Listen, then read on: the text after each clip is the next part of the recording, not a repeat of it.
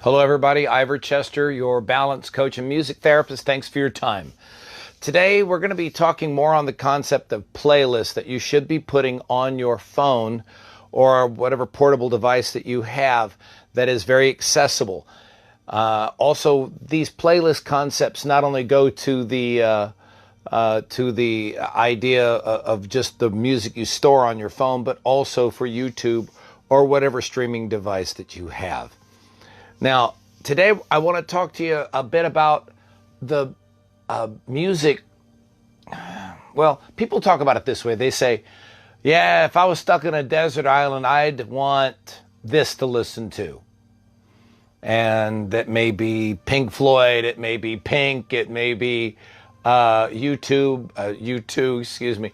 It may be whatever they really just listen to a lot now.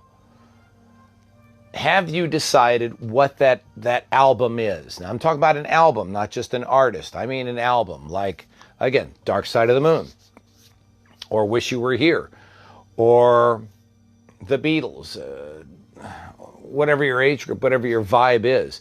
Do you have that one album nailed down?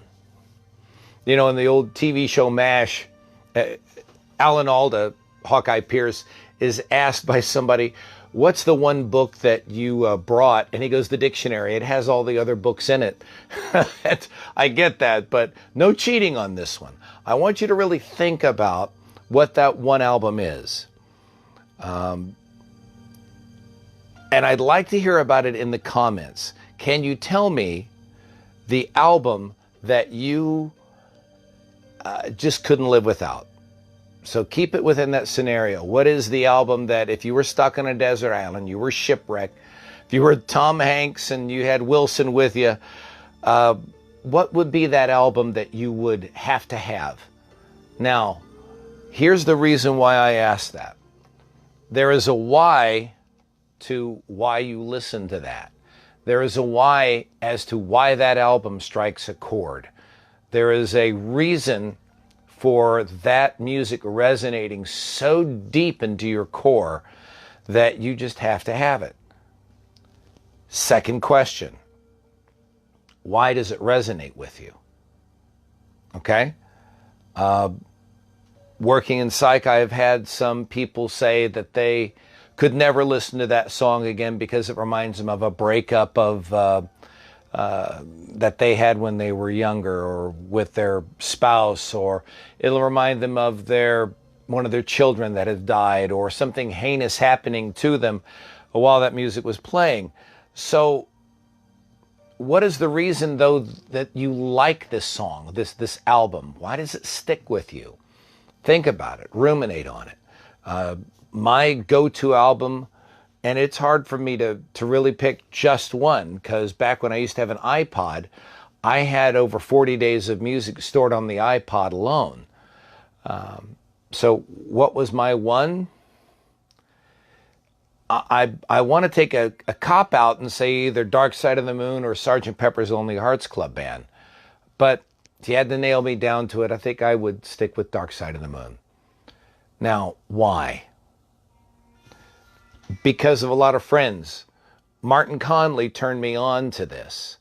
And I listened. He let me borrow the record. And the record that he had, and the record's that large black flat disc, by the way, and the record had a label. This back when it was on the Harvest label.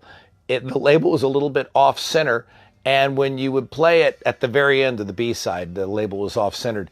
When you're letting it play out and you hear the heartbeats and the guy in the background going, there is no dark side of the moon, really. Matter of fact, it's all dark. And then there's just a few beats more. And then you would hear this sound of the needle dragging through the paper of that offside label. I love that album, and I ended up buying a lot of copies of it, not just for myself, but I gave it to a lot of people. I think I gave it to a girl, Bunny, I was dating at the time. I bought it for other friends. I bought it for virtual strangers. Why do you listen to that? Why was that album big? Well, it helped me remember my friends. Two, it also is just damn fine music. Three, I'm a visual learner. I'm a visual guy when I come to music. I love these visualizations on the computer. It reminds me of the old laser shows that used to happen at Richland College.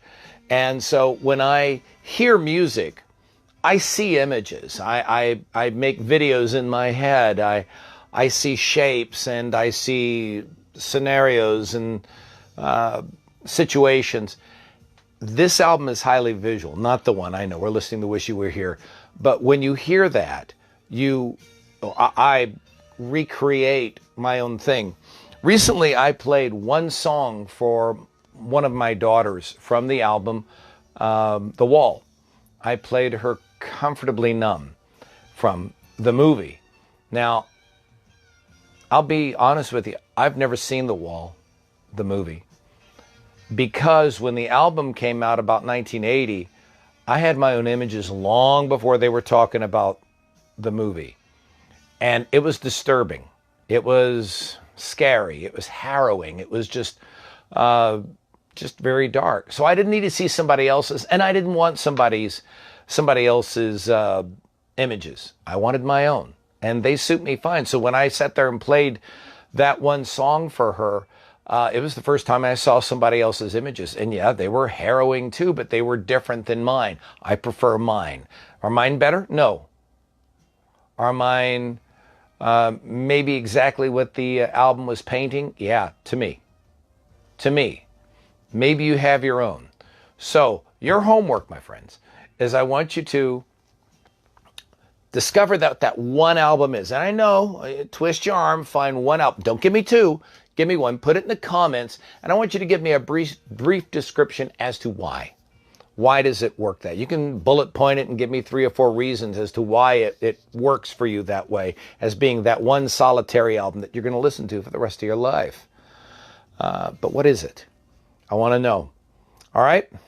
Until then, put them in the comments. You can contact me at ivorchester.com. I appreciate any... Hey, Candace, thanks for listening. You have a question. Have you ever seen images with music? Oh, yeah. Yeah. Nothing but. Soundtracks bring up a lot of images to me. And so I collect soundtracks. I have lots of soundtracks. But album music like Pink Floyd, music that's not pop music, generally brings up a lot of images to me.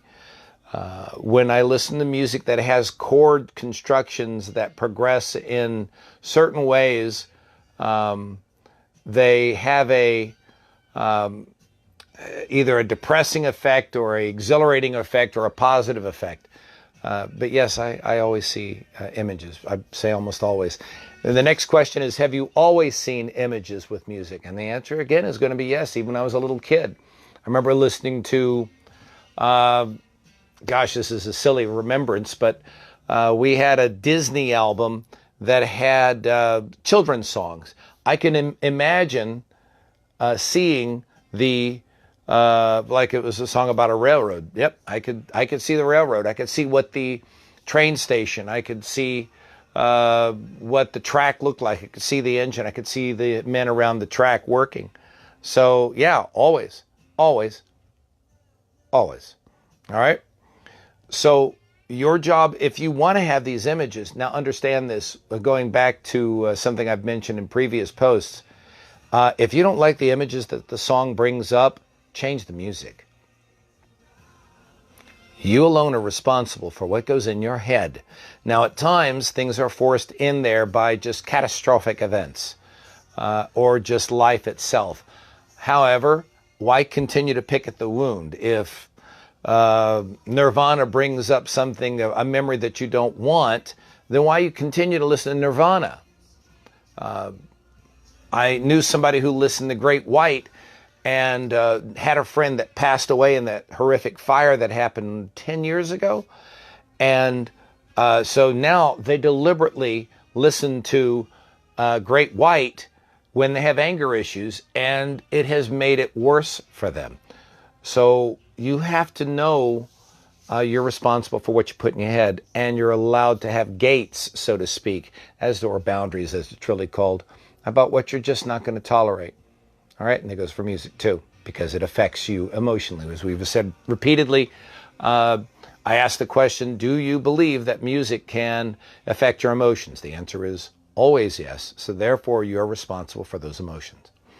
All right. Again, any questions or anything, drop them in the comments. Make sure you give me your insight. Please, please, please pass this on. I want to start a dialogue with people, and we're going to be doing it right here. Okay? Thanks for your time. I'm Ivor Chester. We'll speak to you soon. Bye now.